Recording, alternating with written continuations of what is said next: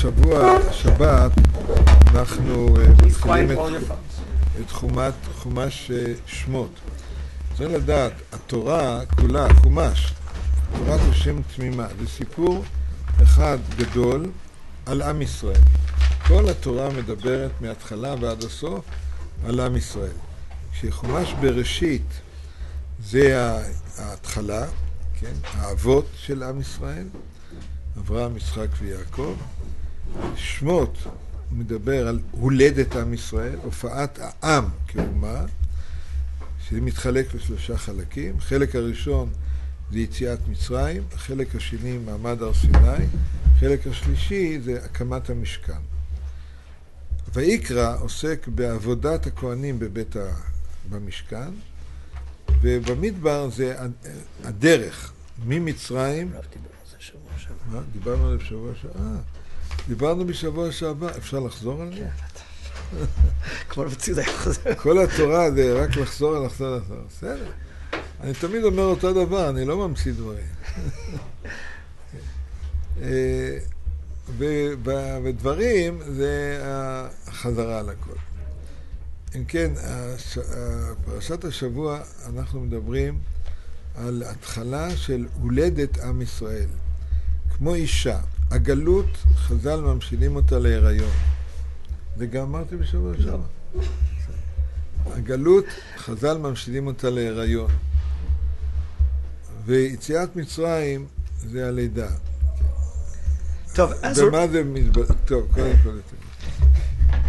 As we're beginning the second Sefer, the second Chumash, the book of Shmot, the Rav reviews the very basic concept of the understanding, the difference between the Chamisha Chumshei Torah. Breshit is the appearance of the founders, the forefathers of the nation of Israel. The book of Shmot is the appearance of the nation of Israel, however, divided into three parts. The Exodus from Egypt, the event at Mount Sinai of giving of the Torah, and the establishment of the Mishkan. Whereas the third Chumash Vayikra, the laws of the Korbanot, the book of Bamidbar, all the trials and tribulations and difficulties on the road, and the book of Devarim, Deuteronomy, is a repetition or review of the Chumash.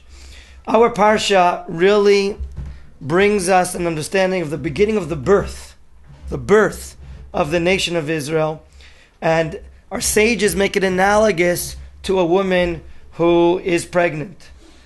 The Galut, the diaspora, the exile, that's compared to the pregnancy.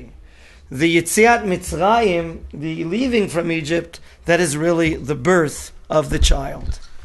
70 נפש באנו למצרים, כמו שכתוב בפרשה, יצאנו 60 ריבו, רק גברים, ביחד מיליונים היו.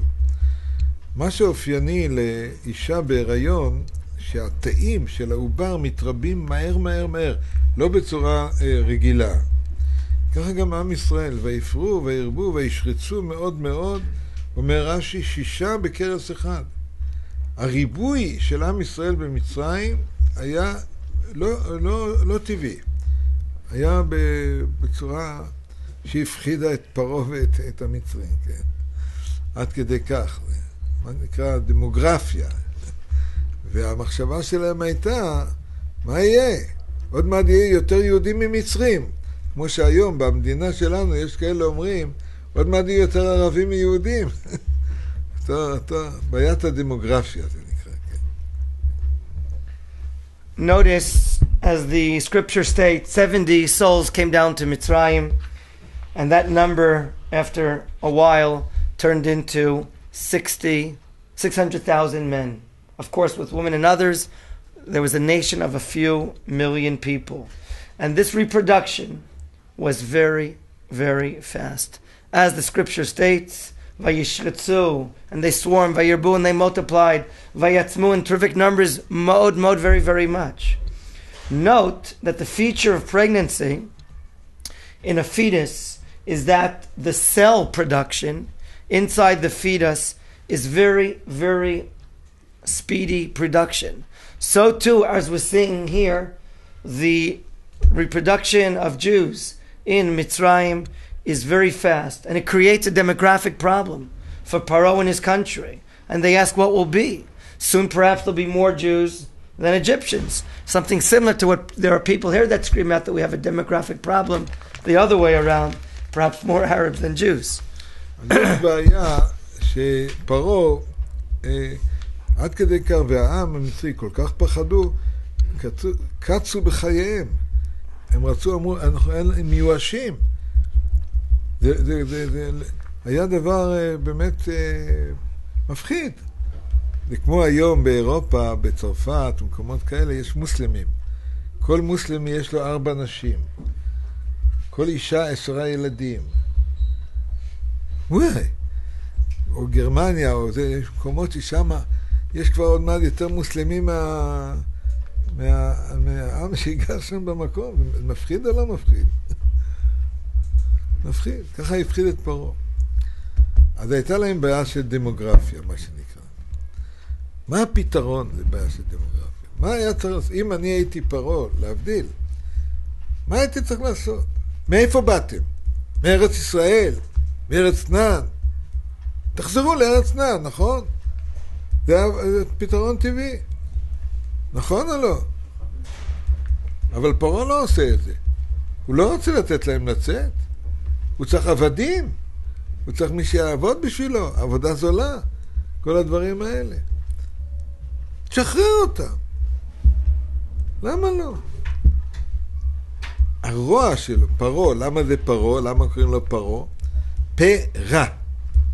הוא רע, הוא בן אדם רע. במקום לפתור את הבעיה הדמוגרפית באופן הגיוני ופשוט, באתם מארץ כנען, תחזרו לארץ כנען. הוא לא נותן להם לצאת. על זה הוא שילם מחיר. יכבד השם את ליבו, כתוב. The Rav says the following. Regarding the problem that Paro has, the demographic problem, it's he and his Egyptian nation that are frightened. And they can't stand, they can't tolerate. Vayakutsu, mipnei b'nei Yisrael. In fact, they're despaired. And indeed, it is something which causes fear. Look today, what's happening in certain countries in Europe. Look in France and others. There are high Muslim populations. And as an Islamic person, he takes a few wives. With each wife he has maybe 10 children. And all of a sudden, after a few decades, the local and native people, they're up in arms. What's going to be? What's going to happen? What, are we going to be overtaken? It's really frightening. What is really, though, the solution here in the land of Mitzrayim? Okay? If the Rav says, if I was, lahavdil, to separate between holy and not, if the Rav says, if I was Paro, what would I do? I would say, where are you guys from? The land of what? Canaan? Go back from where you came from. Here. Open up the border. And let them go through. But Paro doesn't do this. He wants workers. He wants slaves. He wants cheap labor. Instead of what? Releasing them, having them go home. And that's evil. That's the bad side of Paro. And by the way, Paro, dividing his name into 2 parts. Ra, a bad mouth. He represents that evilness. Instead of solving the demographic problem by allowing the Hebrews to go back to the land of Canaan, he's subjecting them. And of course, later we'll see he's going to pay the price for that. God will harden his heart. אז זה קודם כל המציאות ההתחלתית של עם ישראל ממצרים. השם אוהב את ישראל, גם היום, הבוחר בעמו ישראל באהבה, והוליד את מושיען של ישראל, זה משה רבנו. משה רבנו הוא המנהיג של עם ישראל. אבל המנהיג הכי גדול, הכי חשוב של עם ישראל, גם בדור שלנו. בכל הדורות. זאת אומרת, צריך להבין, משה הוא מנהיג. אם אנחנו היום שומרים שבת, כתוב במלאכי, זכרו תורת משה. הוא משפיע על עם ישראל לכל הדורות. אנחנו צריכים ללמוד מי זה משה רבנו, מה האישיות שלו, מה המיוחד במשה רבנו. משה רבנו הוא בן אדם טוב. בן אדם טוב.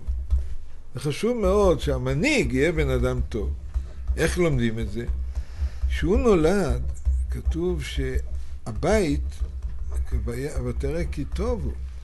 כי טוב הוא, אומר רש"י במקום, מה זה כי טוב הוא? האור, הבית התמלא אור, גם כשהוא רק נולד. כמו הילדים של מנחם. רק הם נולדים, זה אור. נשמה טובה, מלידה הוא כבר היה נשמה טובה. באמת, חז"ל קוראים למשה רבנו גם טוביה. טוביה מלשון טוב, כן. קודם כל הוא בן אדם טוב, משה רבנו. זה חשוב. לא כל מנהיג הוא בן אדם טוב. לפעמים יש בן אדם שהוא אינטרסנט, שהוא חושב רק על עצמו, ולא על עמו. כן.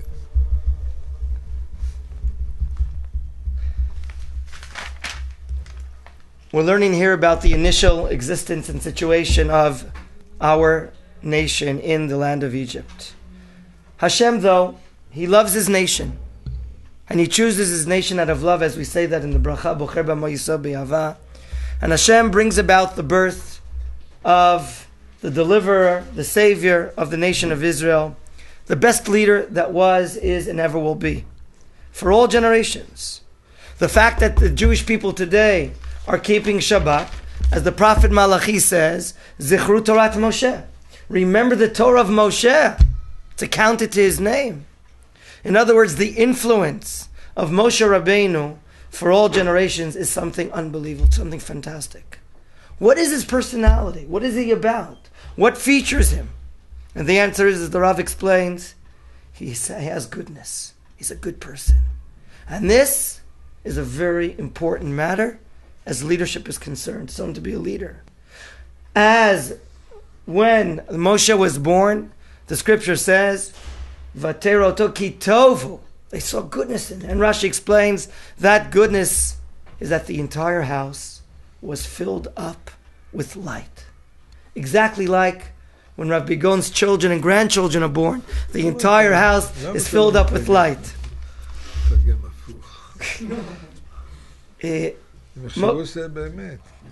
Moshe Rabbeinu is a very special soul from the time of birth. And our sages in the Midrash, on the words that it's Tov, say, you know what, that was one of his names. His name is Tuvia. The goodness of God is inside him.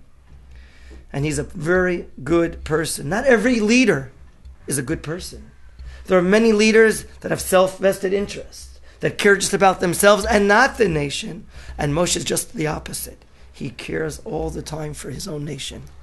דבר שני, הוא גדל בבית של פרעה, בארמונות, בלוקסוס, בכל טוב, כן. אבל כתוב, וירד אל העם, הלך לראות בסבלותם. הוא ירד אל העם, לראות איך היהודים סובלים. למרות שהוא לא היה חייב לעשות את זה. רש"י אומר במקום, וירא, לא רק שראה בעיניים, אלא לקח גם ללב. גם לעין וגם... הוא גם הלך לראות איך העם סובל, אבל גם לקח את זה ללב. כן, זה לא פשוט. לפעמים אדם רואה מישהו סובל, הוא אומר, ראיתי, הלכתי, לא מעניין אותי. אבל משה רבנו לא היה כזה. בעברית קוראים לזה אכפתניק. היה לו אכפת מעם ישראל. ולא רק זה, כשהוא ראי מצרי מרביץ ליהודי, מכה יהודי, הוא לא יכול להיות פסיבי. הוא מכה את המצרי והורג אותו, וקובר אותו בחול. הוא לוקח ללב, לא רק ללב, אלא אומר, אני לא יכול לסבול רע. לא יכול לסבול רוע, לא. דרך אגב, לא רק רוע אצל המצרים, גם אצלנו הוא לא יכול. כשהוא שומע שהם מדברים לשון הרע, הוא גם לא אומר. הוא אומר, מה זה? אני יודע שהם מדברים לשון הרע אחד על השני, לא יכול לסבול את זה. זה מנהיג. מנהיג זה שהוא יורד אל העם, ורואה את הצער, את הסבל של העם. והוא לא פסיבי, אלא הוא מתערב. איך לעזור לאנשים שסובלים.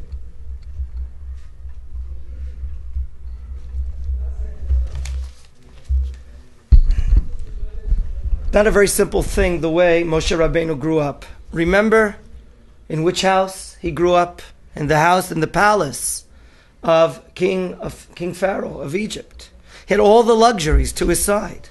However, when it states that he went out to see what's going on, he went down to his brothers, Rashi brings, he went down to see, and the text says, to see how they're suffering, how they're in trouble. He can't tolerate or see a fellow Jew in suffering. He saw with his eyes, and Rashi adds, he also took it to heart. There are people that can see others suffering, but they just continue going on. Moshe Rabbeinu is not that way. Moshe Rabbeinu is the opposite. He cares. And he takes it to heart when he sees also an Egyptian smiting a fellow Jew. He cannot stand there being passive. He goes there and knocks him out and buries him.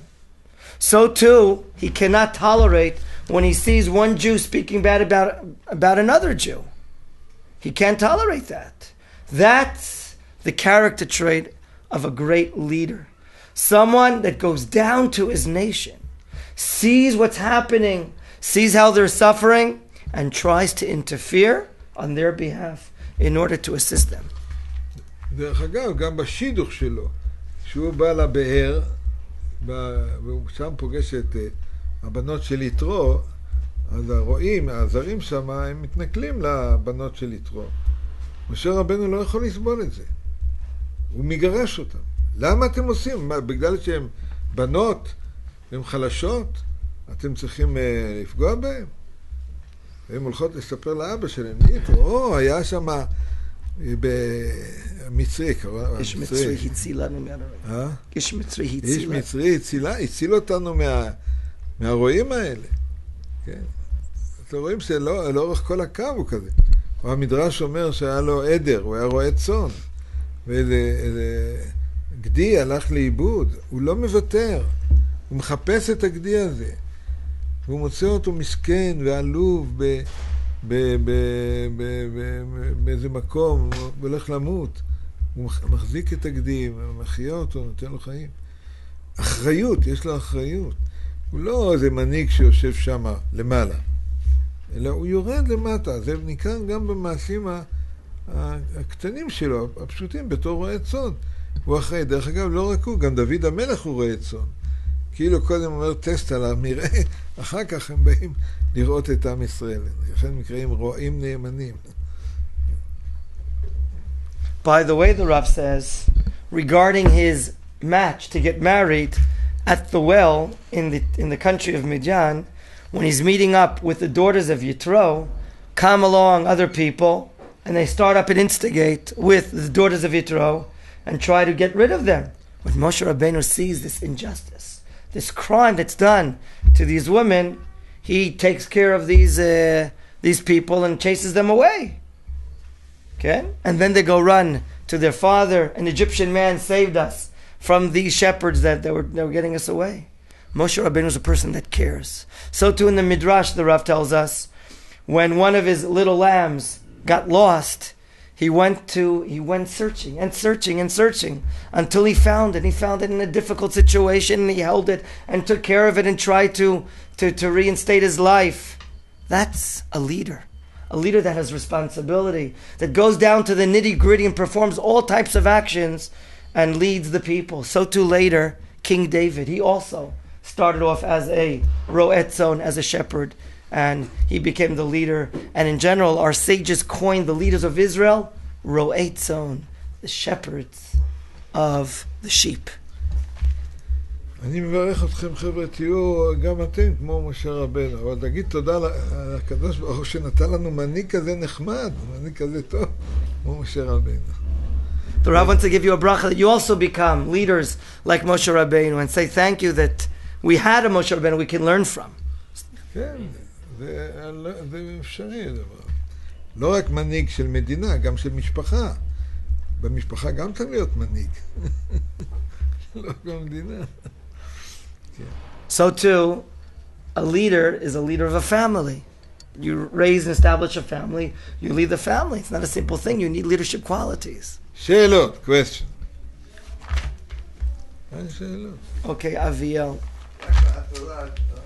אמרת, אם פרו אמר, יותר מדי יהודים פה לך לישראל, אולי זה לא פתרון, שמעתי זה מדרש, 80% לא רוצה יוצא אפילו. אני לא יודע, אני שאלתי אותם, עשיתי, איך קוראים? סקר. יהודי באמת רוצה לבוא לארץ ישראל. באמת. מאיפה לומדים את זה? ממשה רבנו. משה רבנו, כשהשם שולח אותו להוציא אותם מיהודים, אז משה רבנו אומר, לא יאמינו לי. הם לא ירצו, הם כבר עבדים. התרגלו בלהיות בניו יורק. בווילות, וזה, הכל טוב. שם היה רע, בכל זאת גם התרגלו להיות עבדים. יכול להיות. אז השם מעניש אותו, אומר לו, תכניס את היד מתחת לחק, מוציא צרעת. מחזיק את המקל, נחש. מה זה צרעת ונחש? סמל לשון הרע. אמר לו השם, אתה מדבר לשון הרע על עם ישראל. כל יהודי בלב שלו, הוא רוצה לבוא לארץ ישראל. אז מה אתה אומר? לא יאמינו לי? הם מאמינים, בני מאמינים. כמו אברהם ויצחק. לקחו את זה בירושה, מהאבות. נו, משה רבנו. ויש אומרים, ראיתי באחד המקומות הפרשנים, שזה, הוא קיבל עונש שהוא לא נכנס לארץ ישראל, משה רבנו. אל תהיה כמו משה רבנו. תגיד זכות על עם ישראל. I'll translate. Moshe tried, when he didn't want to receive the job, and saying they're not going to believe me, as if he's saying they're not going to want to come to the land of Israel.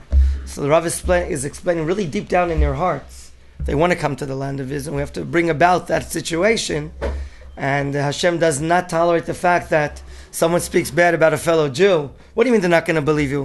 Put your hand into your armpit, and it came out, and it turned into leprosy. First, before that, take the staff, and it'll turn into a serpent, which are all both signs of speaking bad about fellow Jews. Nothing doing. The Jews, deep down in their hearts, they really want to come to the land of Israel. Rather, they were so used to even the difficult conditions in Mitzrayim, they didn't think there's nothing can be anything otherwise. So too, Jews in New York and other places, they're so used to the conditions they're in, they don't know that there's really something better. Other questions? Mr. Daniel. באותו כיוון, אז יש הסבר 80% שנתרגלו, אבל באמת רצו בטח, תראה, אני הייתי באמריקה. ראיתי, כל מי שדיברתי איתו, יהודים, אני רוצה לדעת, אבל אני לא יכול. יהודי בנשמה שלו קשור לארץ ישראל. זה שיש לו מיניות, יצר הרע, זהו, בסדר, כל אחד מאיתנו יש לו יצר הרע. אחד כזה. יהודים שחיים היום בגלות, הם יכולים לבוא לארץ ישראל, זה רק בעיה של כרטיס טיסה, זה הכל. כן, אבל צריך להבין את המדרש, גם? אני שמע, הרגע הסברתי. בעומק נשמתם כולם רוצים. אבל הם התרגלו להיות עבדים. אדם שמתרגל להיות עבד, הוא חושב, זה המציאות. הוא לא רוצה לצאת להיות עבד. כמו אותו עבד שהוא רוצים את האוזן שלו, הוא אומר, אהבתי את אדוני. התרגלתי להיות עבד. היום, אני מוכן להגיד, יש יהודים שהם עבדים לדולר. אתה שמעת על הדולר? לא שמעת. הם עבדים של הדולר. יכול לקרות דבר כזה? עבד, מה לעשות? תשחרר אותו מהדולר. The Rav explains in reply to Daniel's question about the 80% that didn't come out, as the Midrash tells. Deep down in the heart, the Rav repeats and says each and every Jew is connected to the land of Israel.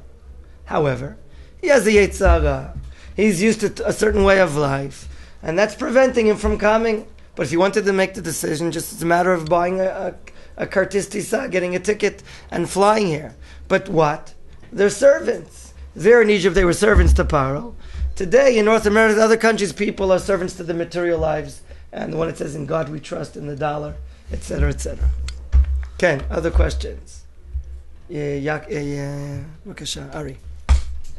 אני רוצה ללמוד יותר על המקרה בפרשה, כשמשה רבנו, לפני שהוא היה רבנו, הוא היה במדיין, והבנות של יתרו אמרו, הוא איש מצרי. הוא לא אומר, הוא לא, איך אומרים, פרוטסט. הוא לא מחה? הוא לא מחה, אני לא איש מצרי, אני איש עברי. למה הוא... אני אשאל אותו את משה רבנו. תגיד לי, למה אמרת אתה איש מצרי? מה אתה? זה כמו שאתה, מאיזה ארץ אתה באת? הוא בא אתה. אני מאמריקה. מה יודע, אני אמריקאי. אתה לא אמריקאי, אתה יהודי. כן. למה אתה אומר שאתה אמריקאי? אתה לא בסדר. אני מסכים.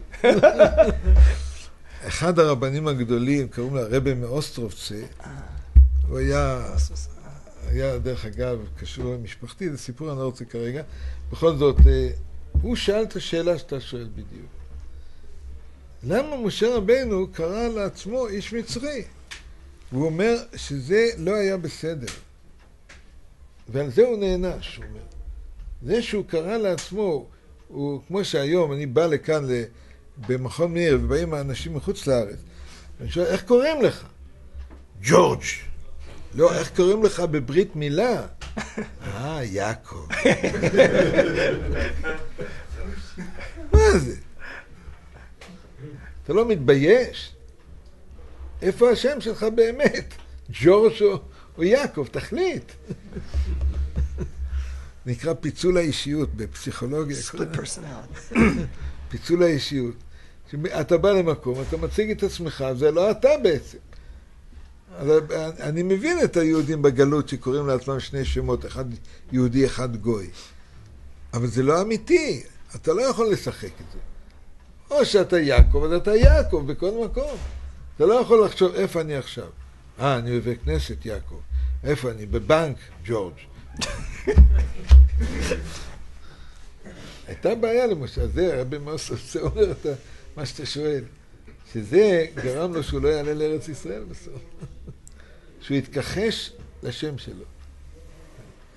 The Rav explains to Ari, your question really is a question that a great Hasidic leader, the Admor Mei? Ostrov. He really says, apparently the daughters of Yitro understood from him that he said, basically, I'm an Egyptian man. And for that he was really punished. That Admor says that he really should have identified himself as a Hebrew, as a Jew, and not as a Mitzri. And every Jew really has to say, I'm from the land of Israel. And really identify himself with his essence, which is his name and his Hebrew name, not George but Menachem. Not any other questions before the Rav has to go?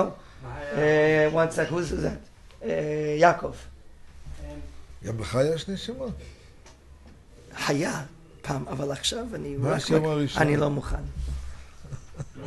פרעה היה רשע, ואז בגלל זה הוא החליט לעשות את המעשים האלו לבני ישראל, או המעשים האלו שהוא עשה לבני ישראל הם אסור לו להיות רשע. זה הרמב"ם, ב8 פרקים לרמב"ם, הוא שואל את השאלה הזאת שלך.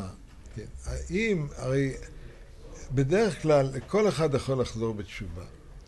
אבל אצל פרעה כתוב, הכביד את ליבו. זאת אומרת, הוא לא אפשר לו לחזור בתשובה לפרעה. אז השאלה באמת, למה? למה הוא הכביד את ליבו? אז הוא אומר שבאמת הוא היה יכול להתנהג אל עם ישראל אחרת, היה לו גם אופציה אחרת להתנהג אל עם ישראל. אבל הוא בחר להיות רע. אז יש מדרגות, יש מצב כזה שהוא כל כך רע, שדע, מכאן אין דרך חזרה. זה היה אצל פרעה. לכתחילה הוא כמו כל בן אדם היה לו אופציה גם להיות טוב.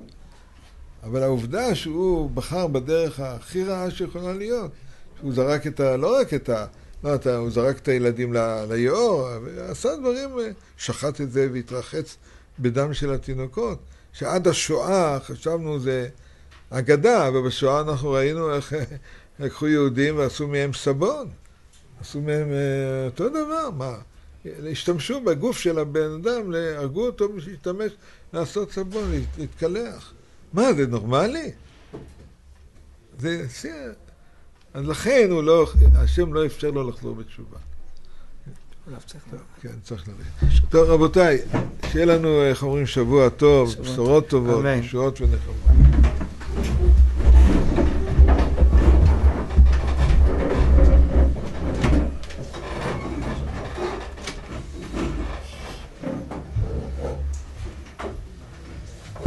be seated.